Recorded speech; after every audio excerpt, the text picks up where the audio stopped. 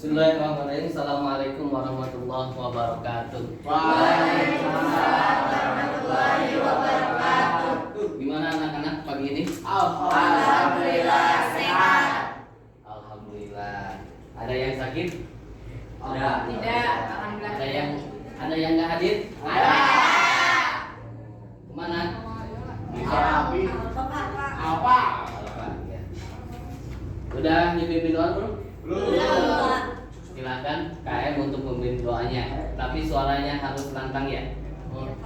Silakan KM. Baiklah, sebelum pembelajaran dimulai, mari kita berdoa. Doa dimulai.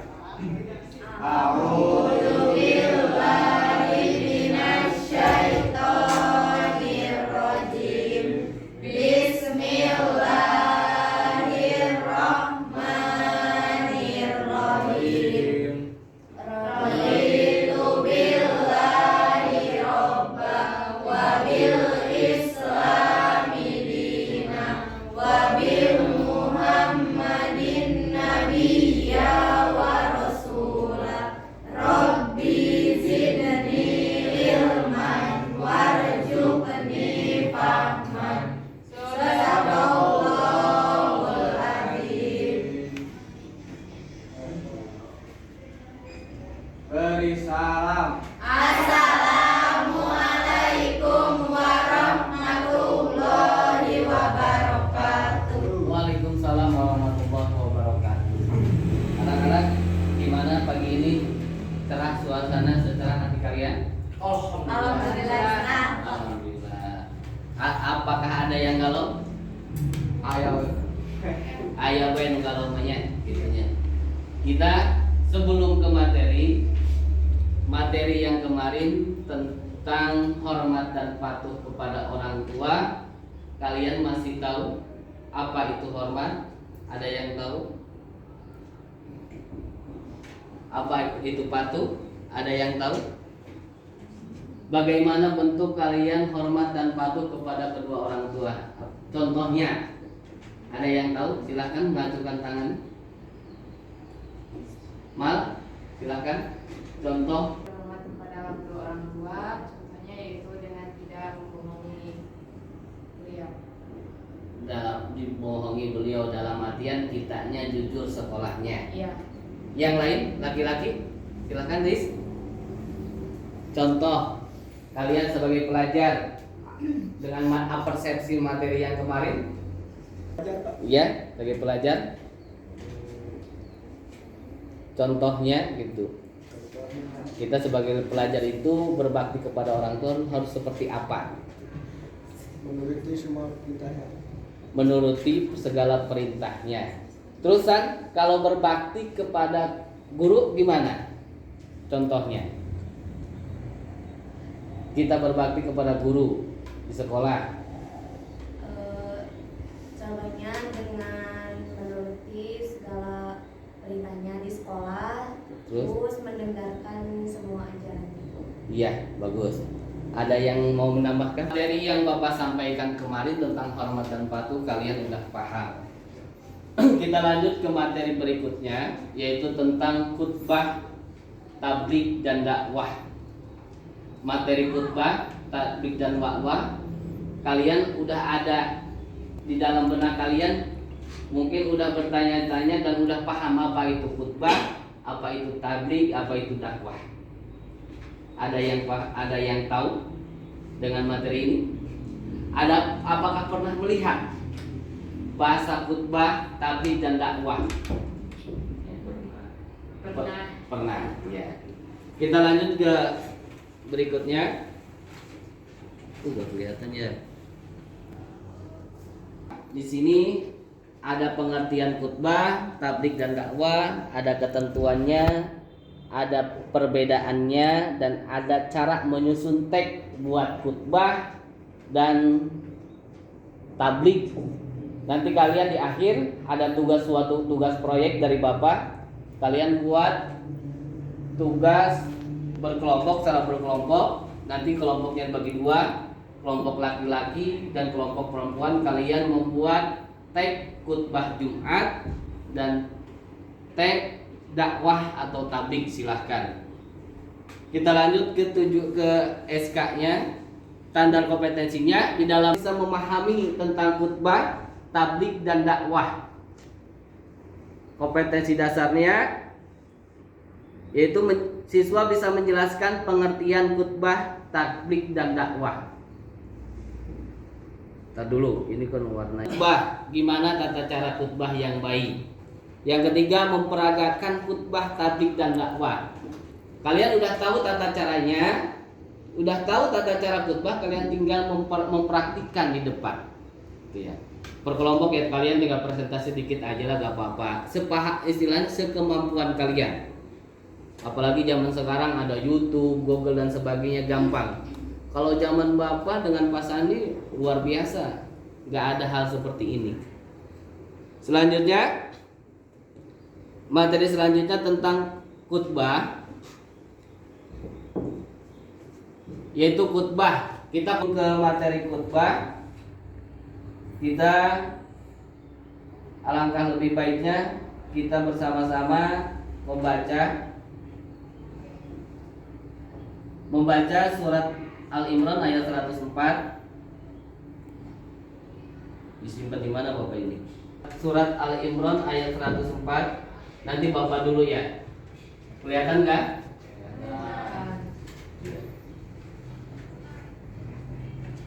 Bismillahirrahmanirrahim.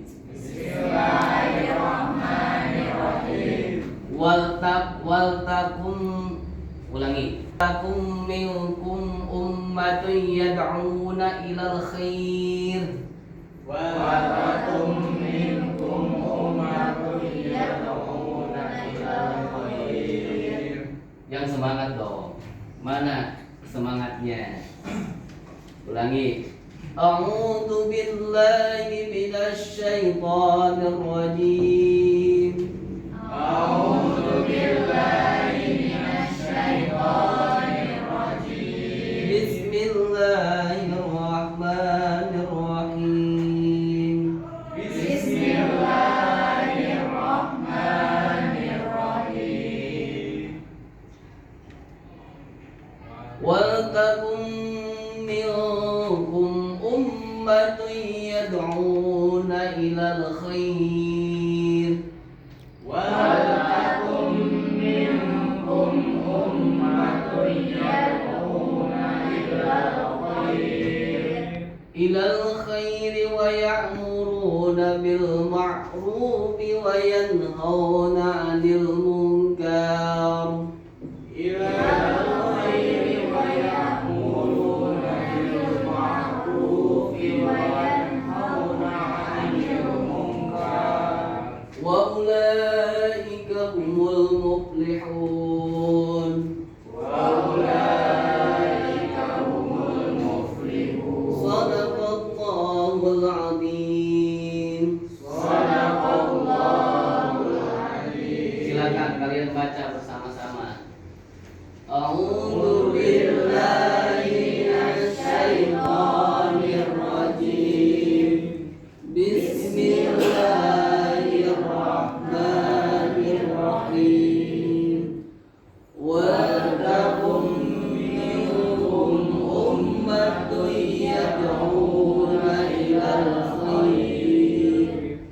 Ilal khair wa ya'muruna bil ma'ruf wa yanhauna 'anil munkar. Wa ulaika humul muflihun. Shadaqallahul azim. Silakan kalian bisa membacanya. Coba Bapak tes dari kelompok cewek, kelompok perempuan. Silahkan untuk membaca. Mau siapa? Silakan, mau siapa? Kita boleh? Silakan.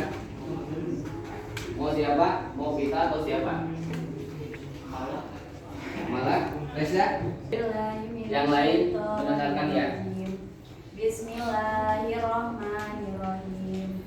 Wal takum minkum ummatun yad'una ilal khair.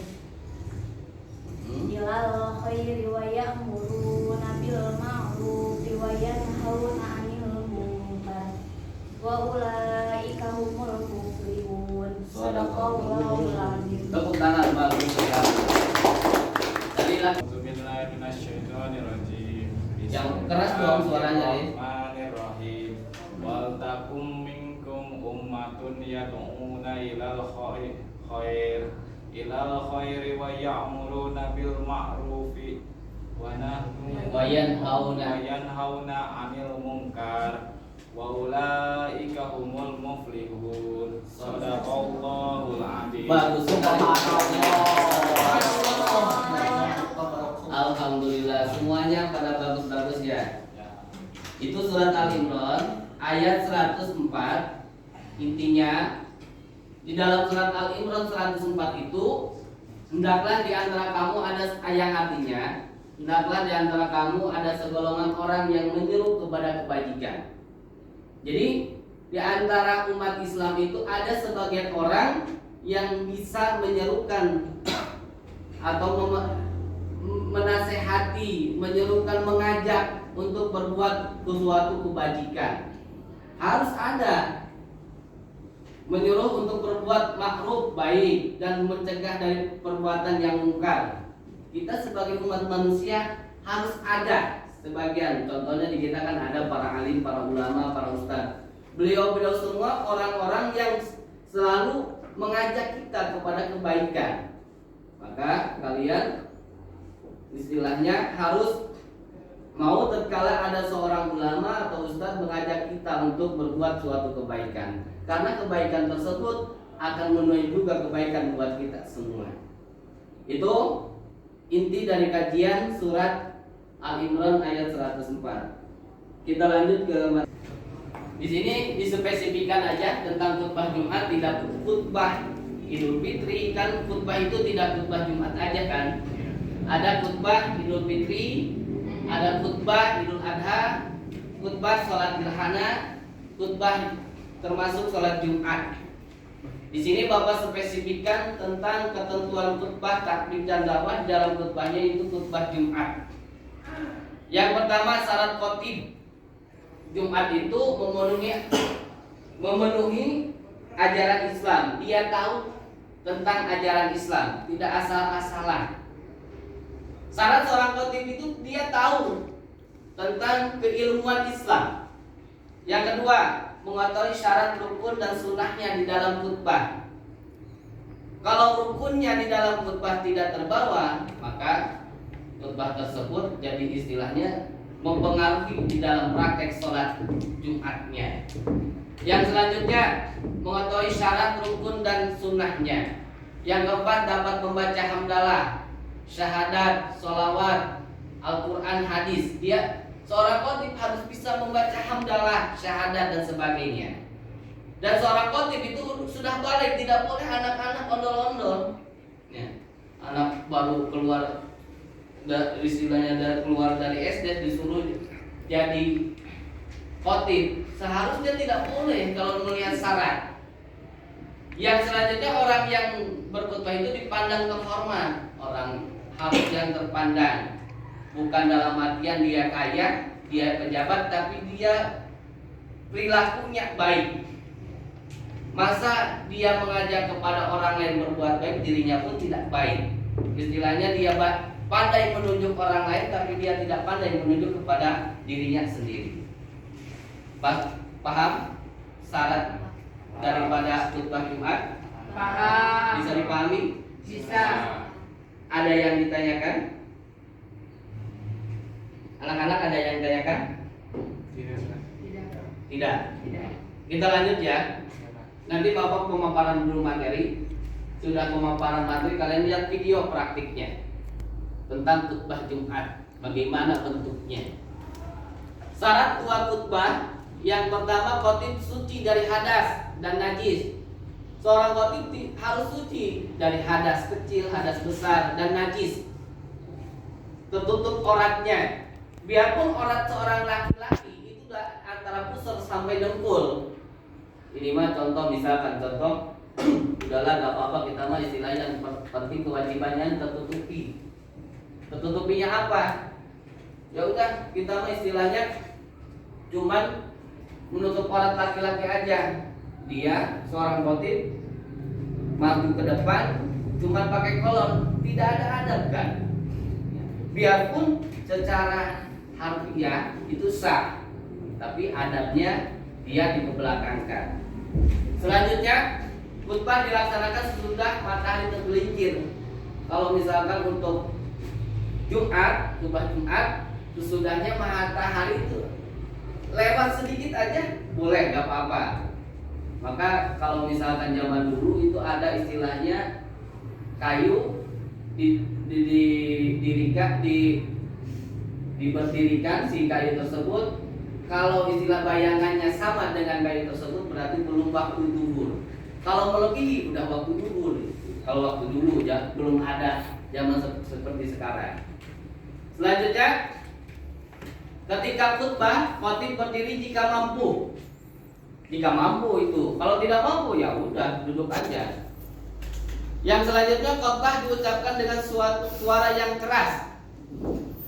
Khutbah itu harus diucapkan dengan suara yang keras, jangan lembek. Ya, harus keras. Syarat dua khutbah selanjutnya tertib dalam rukun-rukunnya maupun antara khutbah pertama dan kedua. Khutbah pertama dipakai di khutbah pertama, khutbah kedua dipakai di dalam khutbah kedua. Ketika khotib berkhutbah, jamaah harus mendengarkan ausitu wasma'u wa ati'u rahimakumullah. Kan di dalam Muraqi mengatakan seperti itu. Kalau kita tahu artinya, ausitu wasma'u wa ati'u rahimakumullah. Jadi intinya jamaah itu diam, jangan berbicara.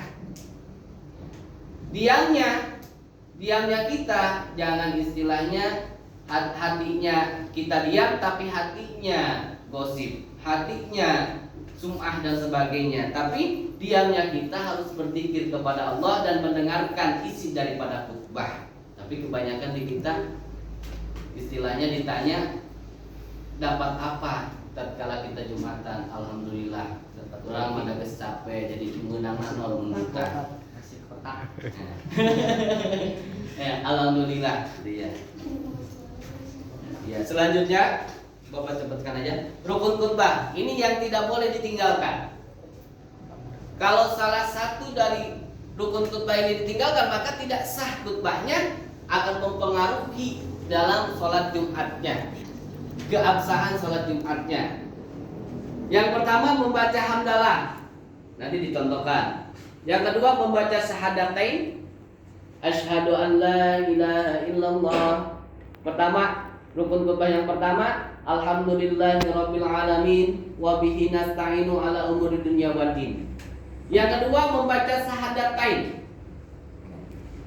Membaca syahadatain, asyhadu an la ilaha illallah wa asyhadu anna muhammadar rasulullah. Kita lanjut ke rukun yang ketiga, membaca salawat atas Nabi. Allahumma sholli ala sayyidina Muhammad wa ala ali sayyidina Muhammad. Kalau dilanjutkan silakan. Terus berwasiat takwa kepada jamaah. Ittaqullaha haqqa tuqatih wa la tamutunna illa wa antum muslimun. Rukun yang kelima yaitu membaca ayat Al-Qur'an pada salah satu dua khutbah. Boleh membaca di khutbah pertama, di khutbah kedua tidak dibaca. Yaitu ya ayyuhalladzina amanu ittaqullaha haqqa tuqatih wa la tamutunna illa wa antum muslimun. Rukun khutbah yang terakhir berdoa pada kedua Allahumma ighfir lil muslimina wal muslimat itu rukun khutbah. Kalian misalkan yang 6 ini tidak ditinggalkan biarpun sebentar, tapi yang 6 tidak ditinggalkan maka sah khutbahnya, sah Jumatnya. Pak, geus bae tong make khutbah langsung Jumat bae tereh. Syaratnya mendirikan, salah satu syarat mendirikan Jumatan ya harus ada khutbahan. Kalau gitu mah bukan dalam, kalau seperti itu bukan sholat Jumat tapi sholat duhur. Ya. Sampai di sana apa yang Bapak sampaikan kalian paham? Paham. Silakan dengarkan. Terkhusus untuk kelompok pertama ya, yaitu laki-laki. Silakan amati, analisis. mahasiswa-siswa SMA Negeri 24 Bandung. Kita mulai dengan khutbah pertama. Assalamualaikum warahmatullahi wabarakatuh. Setelah mengucapkan salam, khatib dulu sebentar untuk mendengarkan azan. Ya, tentang tablik. Antara tablik dan dakwah, kalian mungkin bingung. Kalau istilahnya, kalau khutbah mah itu ada syarat dan rukun. Dan termasuk dalam dakwah dan tablik juga ada syaratnya.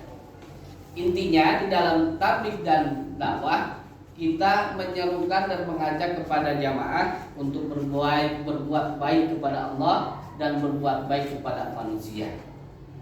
Bentuk berbuat baiknya seperti apa? Itu tergantung kalian. Kalian bisa berbuat baik dengan ucapan kalian bisa berbuat baik dengan tangan kalian bisa berbuat baik dengan pikiran kalian bisa berbuat baik dengan istilahnya harta kalian.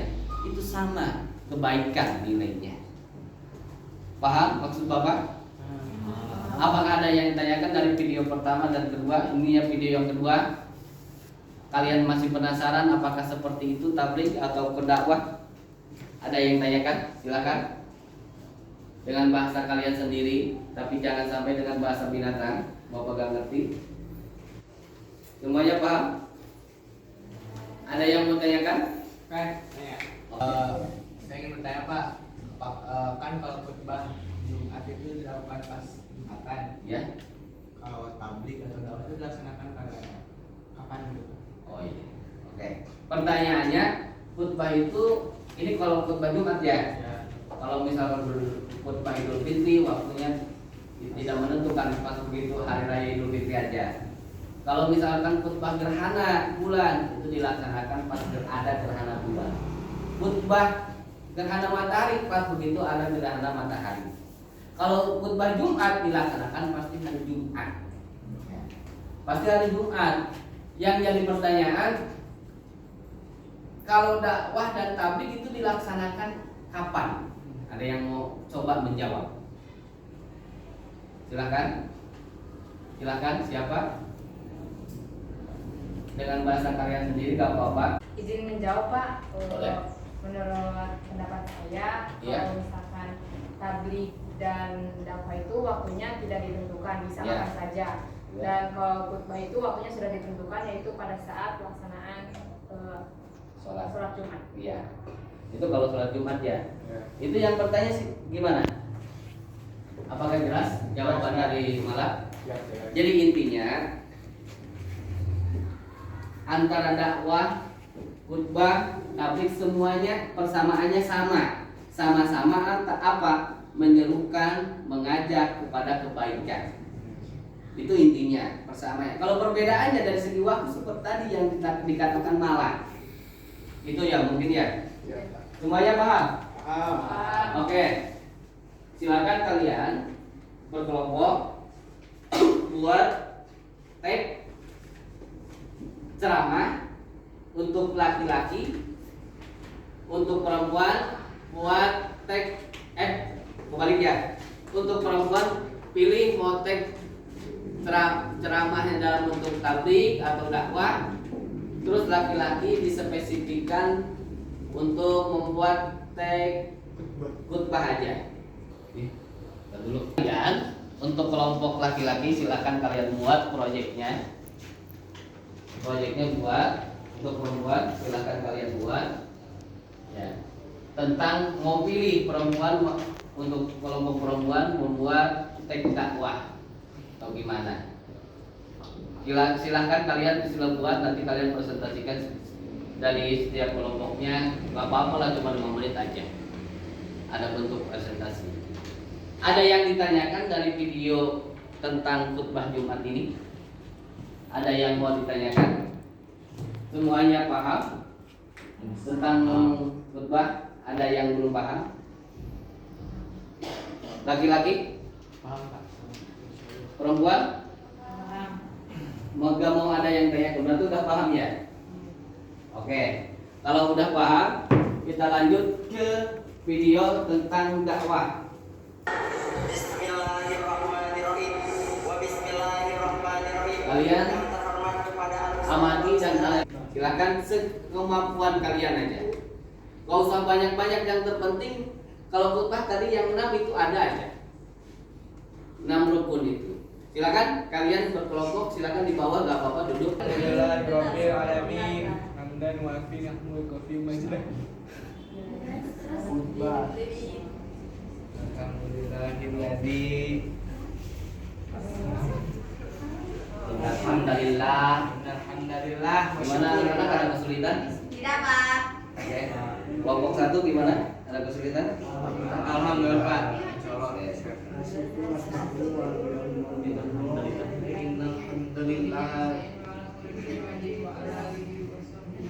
Alhamdulillah. Amin. Juga dong banyak-banyak.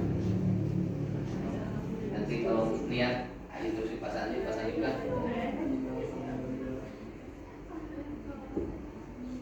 Tulisannya bagus.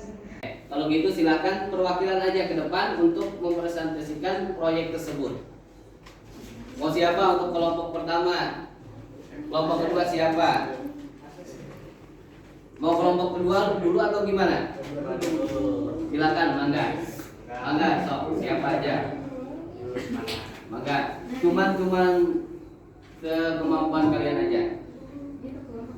Boleh didampingi 2 orang atau enggak apa-apa. Assalamualaikum warahmatullahi wabarakatuh. Waalaikumsalam warahmatullahi wabarakatuh. Kami perwakilan dari kelompok 2 telah selesai Menyelesaikan hasil diskusi tentang membuat teks dakwah. ya. Jadi di sini saya memegang teks dakwah yang telah kami buat, yang tadi sudah didiskusikan bersama kelompok kami. Mungkin cukup sekian presentasi dari kami. Mohon maaf bila ada kesalahan dan kekurangannya. Wassalamualaikum warahmatullahi wabarakatuh. Waalaikumsalam warahmatullahi wabarakatuh. Ya. 3. Assalamualaikum warahmatullahi wabarakatuh. Waalaikumsalam warahmatullahi wabarakatuh. Kami di sini akan mempresentasikan dari tugas proyek itu membuat teks khutbah Jumat. Khutbah Jumat. Alhamdulillah, jadi udah beres.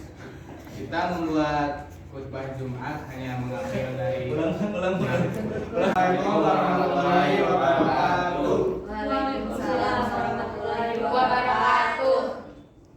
Kami dari kelompok 1 akan mempresentasikan hasil proyek yang telah kami buat, yaitu teks khutbah Jumat. Ya, di sini kita membuat teks khutbah hanya mengambil dari 6 rukun khutbah. Jadi cuman rukunnya saja yang kita ambil. Mungkin hanya itu yang dapat kita sampaikan. Kurang lebihnya mohon maaf. Wassalamualaikum warahmatullahi wabarakatuh. Waalaikumsalam warahmatullahi wabarakatuh. Iya, tepuk tangannya. Udah amati, alhamdulillah semuanya udah paham. Tinggal nanti kalian di akhir tugas dari Bapak untuk perorangan, kalian masuk ke Google Form untuk menjawab soal-soalnya. Silakan mau sekarang juga Bapak. Sebelum kita menutup acara ini, kita simpulkan saja dalam pertemuan sekarang. Dalam pertemuan sekarang tentang khutbah, tabligh dan dakwah, kita spesifikkan di dalam kitab khutbahnya itu khutbah Jumat.